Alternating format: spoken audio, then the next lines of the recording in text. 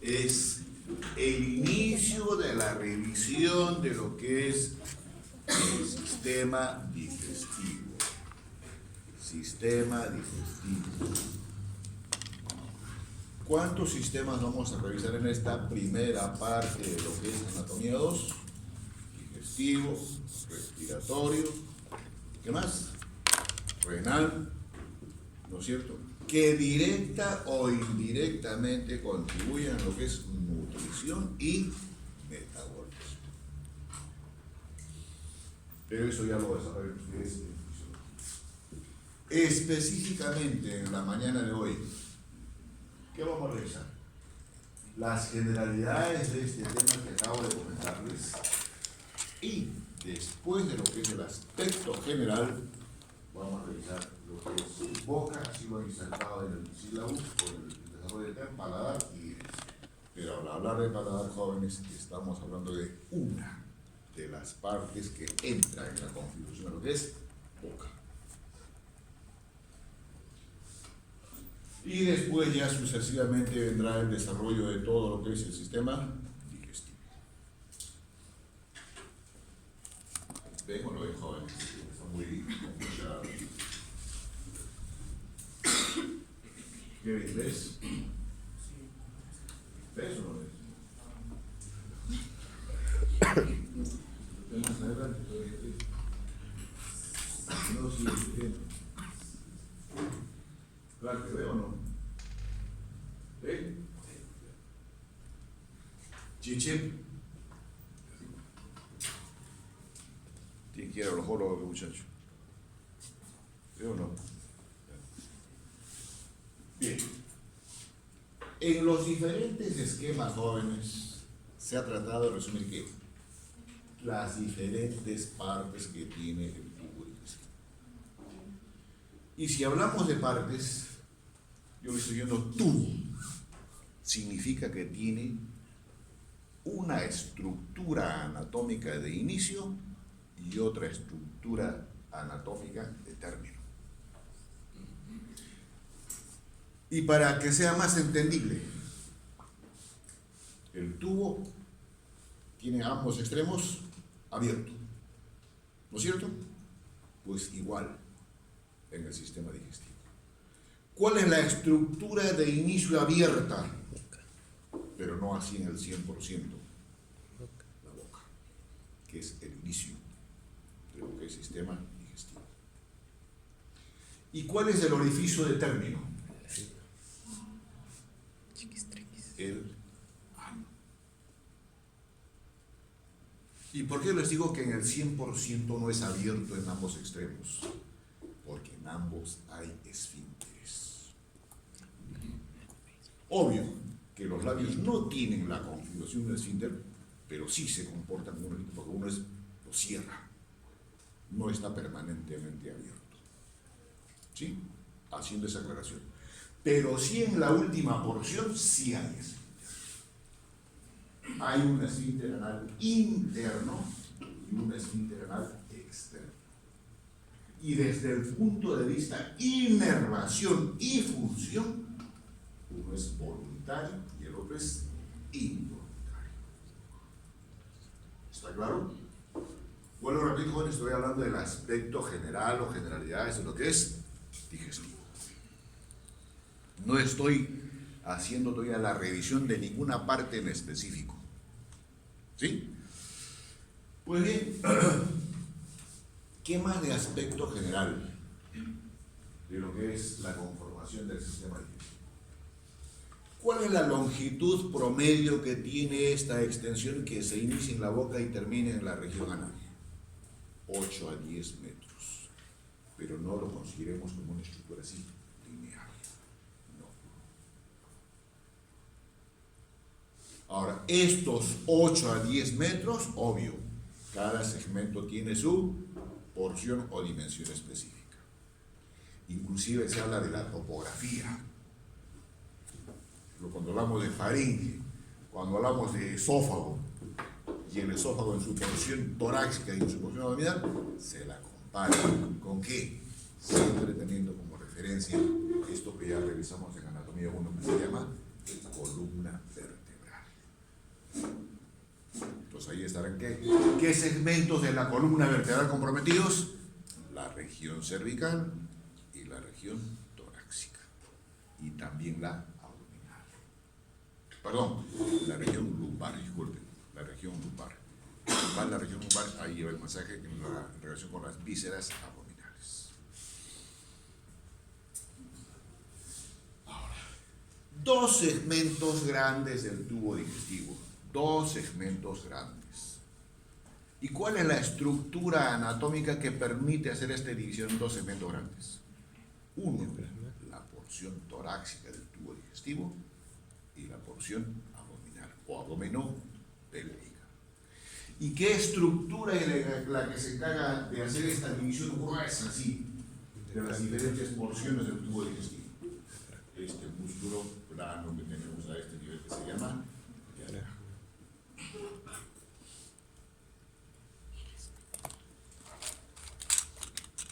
Ahora,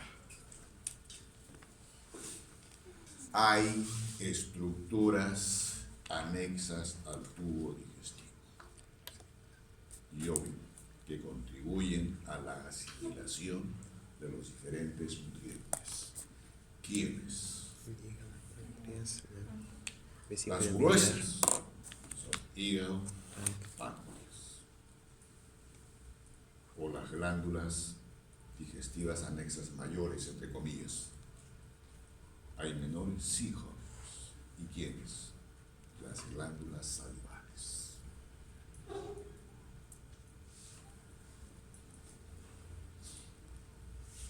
Ahora, la otra estructura que desde ahora deben ir sabiendo en la configuración de lo que es el sistema digestivo es una estructura de repliegue peritoneal que se llama mesenterio.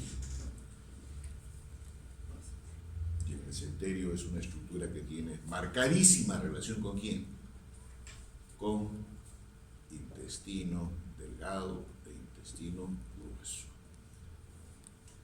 Fundamentalmente, pero eso no quiere decir que son las únicas dos porciones del tubo digestivo que tienen relación con el mesenterio. No, prácticamente todas las vísceras que hay en la cavidad abdominopélvica tienen relación de alguna u otra forma con lo que es meso o el repliegue del peritoneo visceral.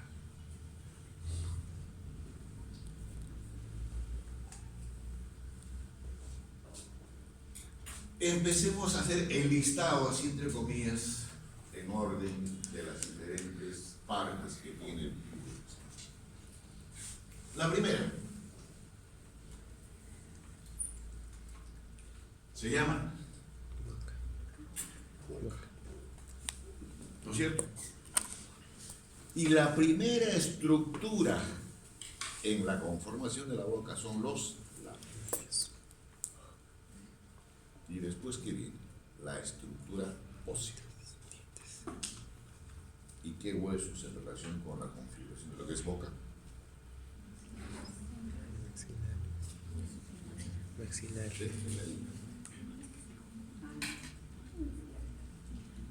Maxilar y Mandíbula. ¿tiene vísceras en la cavidad bucal?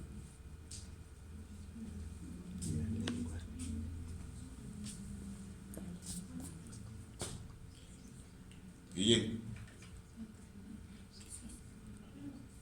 Sí, pues la única, la víscera que predomina en la cavidad bucal y que la convierte en una cavidad que debería ser real, en una cavidad virtual, es la chismosa que tiene Galería, que se llama rueda.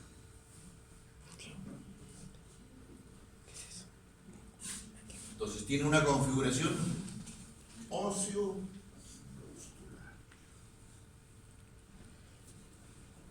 Después de la boca, ¿qué viene, jóvenes?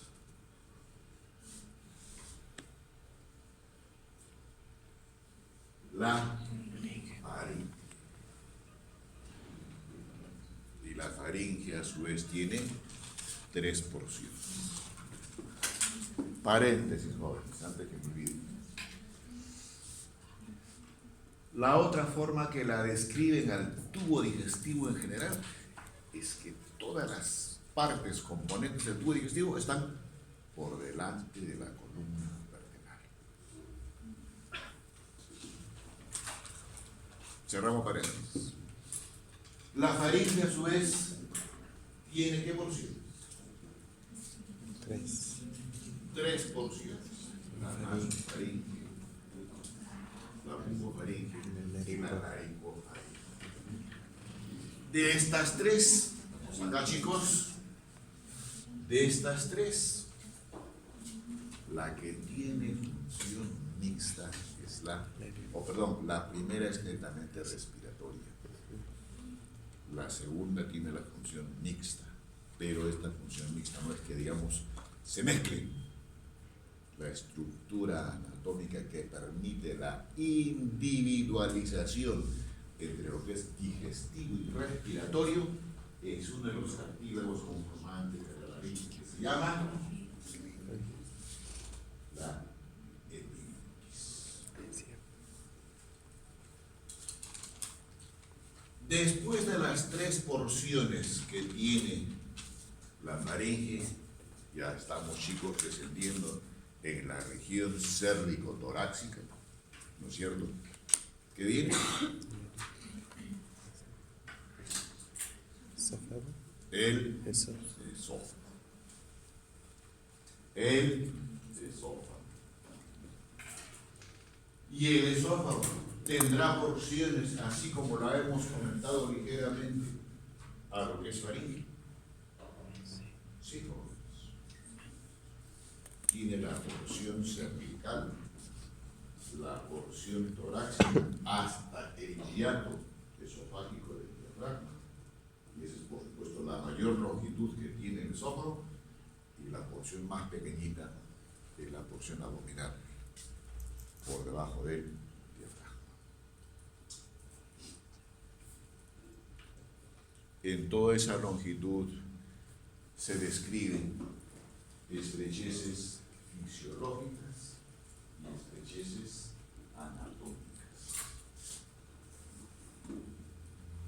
Hasta aquí, jóvenes, yo he comentado de un esfínter, NO, simplemente estrecheces, que es diferente que decir esfínteres. Y el primer esfínter que hay en la conformación general del tubo digestivo es el esfínter cardioesofágico. Porque después, la siguiente estructura en la continuación de la enumeración de las partes que tiene el tubo digestivo es el estómago. Estamos acá, chicos. O si quieres de la configuración general, a este. Ya estamos netamente en calidad abdominal. Y si queremos hacer la relación topográfica de estas diferentes vísceras con los diferentes cuadrantes que tiene la pared abdominal, pues estamos en el hipocondrio izquierdo y parte del epigastrio. Ese es el objetivo de hablar de los diferentes cuadrantes de la pared abdominal cuando ya ustedes hagan semiología, que son 9 cuadrantes, 3 superiores, 3 en la región medial y 3 inferiores. Entonces aquí está el esfínter cardioesofágico. ¿Por qué la presencia de este esfínter a este nivel? Para impedir el reflujo gastroesofágico. ¿Y por qué impedir el reflujo? Porque la concentración que tiene en cuanto a acidez o alcalinidad de la cámara gástrica es diferente a la que maneja el esófago. ¿Sí? Hasta aquí, jóvenes, o en general mejor, excepto la boca. La conformación de las paredes, de las vísceras del tubo digestivo están conformadas con mucosa, submucosa, muscular y la serosa. Y está de más recordarles de que la distribución del estrato muscular que tiene el tubo digestivo es el clásico CILE, circular interna y longitudinal externa. ¿Sí? Eso ya es de histología y fisiología. Cámara gástrica que puede adoptar diferentes formas, que también se lo comentará más adelante. Y que inclusive la disposición que tenga esta estructura que yo digo cámara gástrica o estómago puede condicionar patologías. Puede, no necesariamente.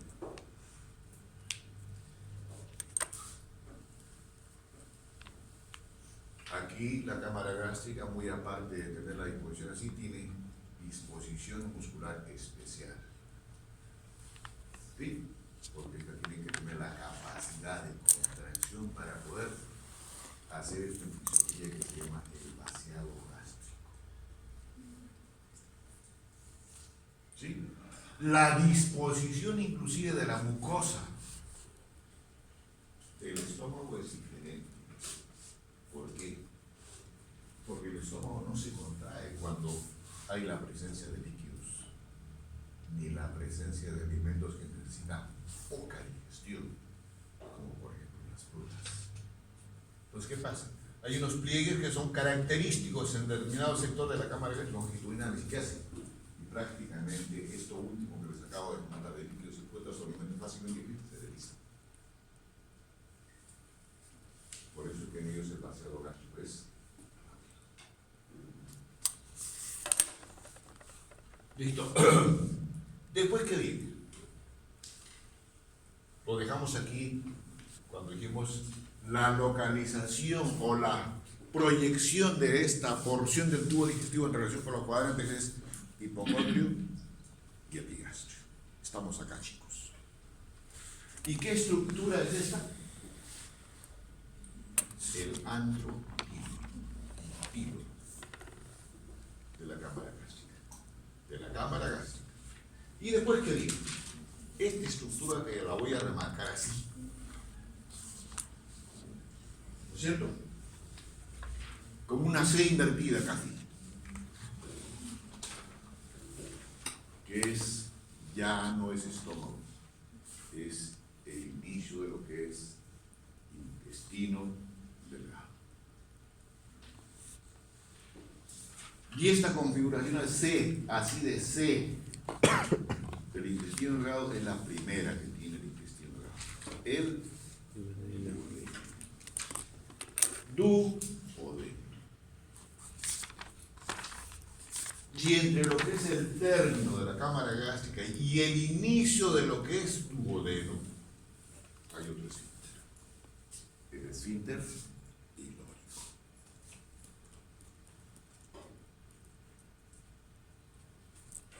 ¿Puede haber patologías a ese nivel en el recién nacido? Sí, jóvenes. La estenosis ilórica congénita. Es trabajo de los cirujanos pediatras. ¿Y cómo se manifiesta? En el recién nacido, en que no tolera la leche. Amamanta a la madre, sí, pero a poco tiempo vomita. Muy aparte de vomitar, ¿cuál es el otro parámetro que induce a pensar en esta posibilidad? Que obvio, si vomita y vomita, el recién nacido, el niño, no gana peso. ¿No es cierto? Porque no hay la nutrición respectiva. Entonces, segundo esfínter.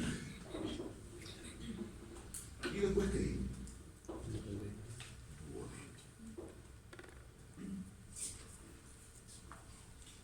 Y justamente esta configuración del duodeno es así como una C invertida porque está aquí en relación con esto que es el puño en la cabeza de una glándula que está en esta posición.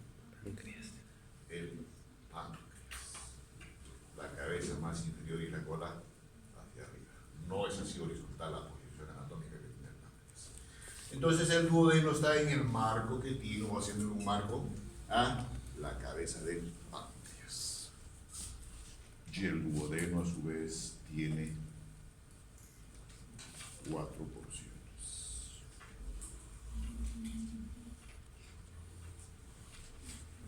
Como lo están viendo acá, la porción ascendente y la descendente.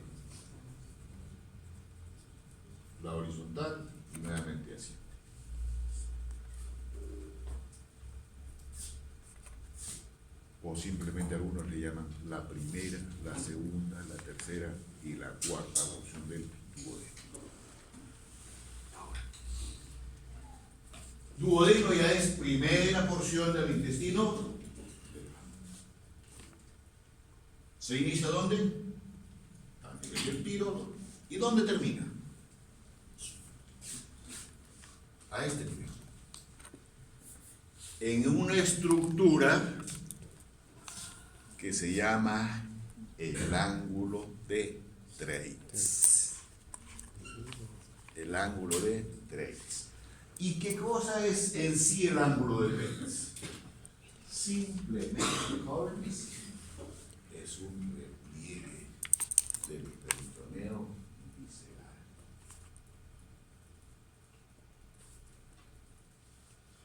Estas 4 porciones que les acabo de comentar del duodeno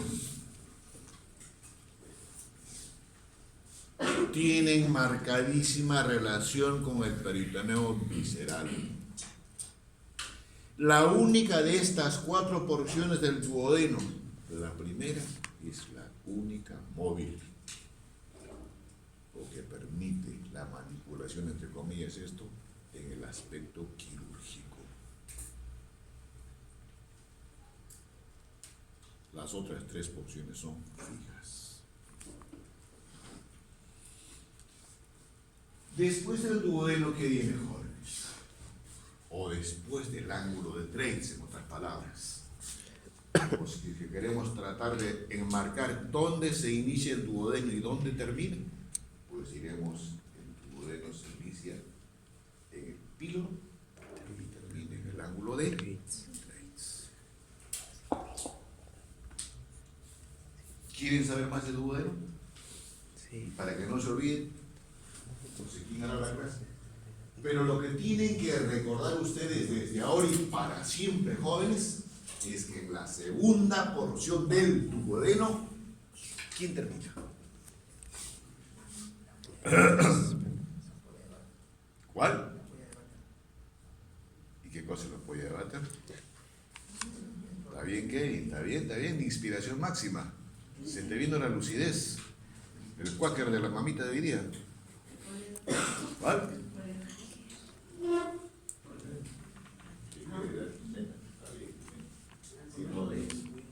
La ampolla de váter es el esfínter de desembocadura de 2 conductos, coleros y el conducto principal que tiene la glándula pancreática, porque tiene otro conducto accesorio. Ahí está el esfínter de O. Segunda porción del duodeno, cara posterior, específicamente.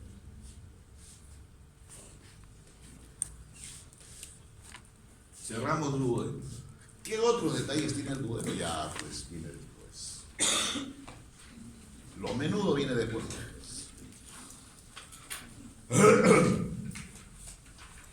Estamos en 3, ¿no es cierto? Esa es la primera porción del intestino delgado, el duodeno.